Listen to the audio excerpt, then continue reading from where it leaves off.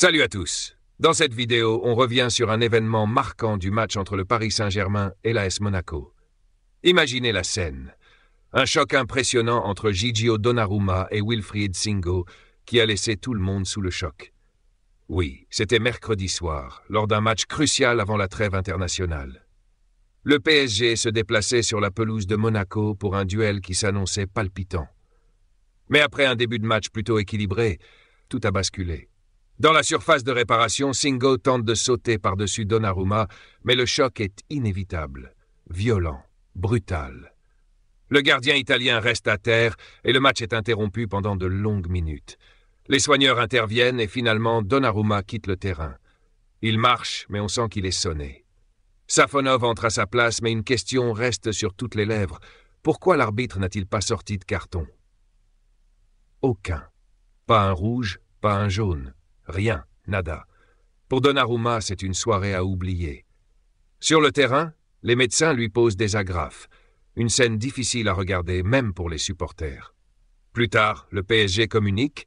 Victime d'un traumatisme facial avec de multiples plaies, Gianluigi Donnarumma rentrera à Paris ce soir avec l'équipe. Il passera demain des examens médicaux et devra rester inactif pendant plusieurs jours. Un coup dur pour le club. De son côté, Wilfried Singo exprime ses regrets sur les réseaux sociaux. Il écrit « Je tiens à présenter mes excuses à Gianluigi Donnarumma. Mon geste n'était évidemment pas volontaire, mais j'ai pu constater par la suite qu'il avait une blessure importante au visage. Je te souhaite un bon rétablissement. » Un message sincère, mais cela suffit-il à calmer les critiques? Pas vraiment. Lucas Chevalier, le gardien du LOSC, ne cache pas son incompréhension. Sur Instagram, il partage une photo de Donnarumma avec un commentaire simple mais percutant. Pas de rouge? Une question qui résume parfaitement ce que tout le monde pense. Et pourtant, l'arbitre de la rencontre, François Letexier, ne s'exprime pas. Selon RMC Sport, il refuse les demandes d'interview après le match. Officiellement, rien ne l'y oblige. Mais face à une situation aussi grave, un mot aurait été le bienvenu. Prenons un instant pour vous rappeler de liker cette vidéo et de vous abonner à la chaîne si ce n'est pas encore fait. Revenons à notre sujet. La décision de Letexier soulève une polémique majeure. Selon les règles de l'IFAB, un geste peut être jugé imprudent, inconsidéré ou violent. Pas de sanction pour un geste imprudent, un jaune pour un geste inconsidéré et un rouge pour un geste violent. Letexier et la VAR ont estimé que l'action de Singo était imprudente. Mais beaucoup trouvent cette interprétation décevante, surtout en comparant avec d'autres décisions du même arbitre. Par exemple, lors d'un OM PSG, il avait expulsé Amin Harit pour un pied haut sur Marquinhos. Pourquoi cette incohérence? Les critiques pleuvent.